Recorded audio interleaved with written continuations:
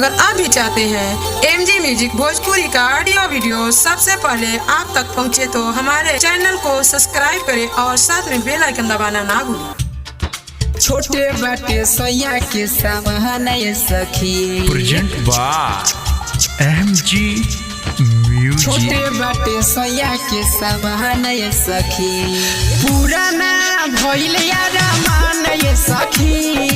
पुराना भइल यार मान ये सखी छोटे बाटे मर्दा के सामान ये सखी छोटे बाटे मर्दा के सामान ये सखी लागेला देखही में जवान ये सखी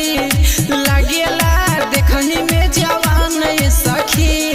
छोटे बाटे सैया के सामान ये सखी छोटे बाटे सैया के सामान ये सखी रिकॉर्डिंग स्टूडियो रघुनाथपुर मोतिहारी 8292406407। छोटे बाटे सैया के सामान ये सखी सामान ये सखी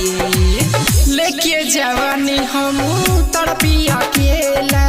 सजिया के सुख नहीं कबहू देवेला कबहू देवेला लेके जवानी हम तड़पी अकेला सजिया के सुख नहीं कबहू देवेला लाजी के बात हम केकरा से कही तड़पे जवानी हमर कैसे के सही तड़पे जवानी हमर कैसे के सही नैहर के यरवा याद आवे ये सखी नैहर के यरवा याद आवे ये सखी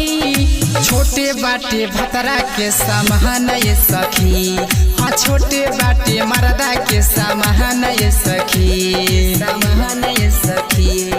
छोटे बाटे सैया के सामान ये सखी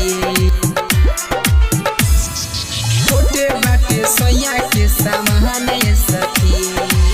नंदलाल बिहारी सुते मुँह घुमा के छोड़ी देवेला राइटर मनोज पजिया के मनोज पजिया के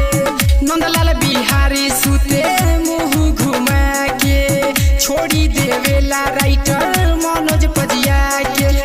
हमसे बर्दाश्त नहीं होला जवानी भरल जवानी लेके हमरो वतनी भरल जवानी लेके हमरो वतनी हमरा सामने बनेला नादान ये सखी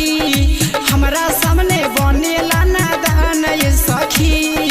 छोटे बाटे भतरा के सामान ये सखी हाँ छोटे बाटे मर्दा के सामान ये सखी रिकॉर्डिंग स्टूडियो रघुनाथपुर मोतिहारी 8292406407।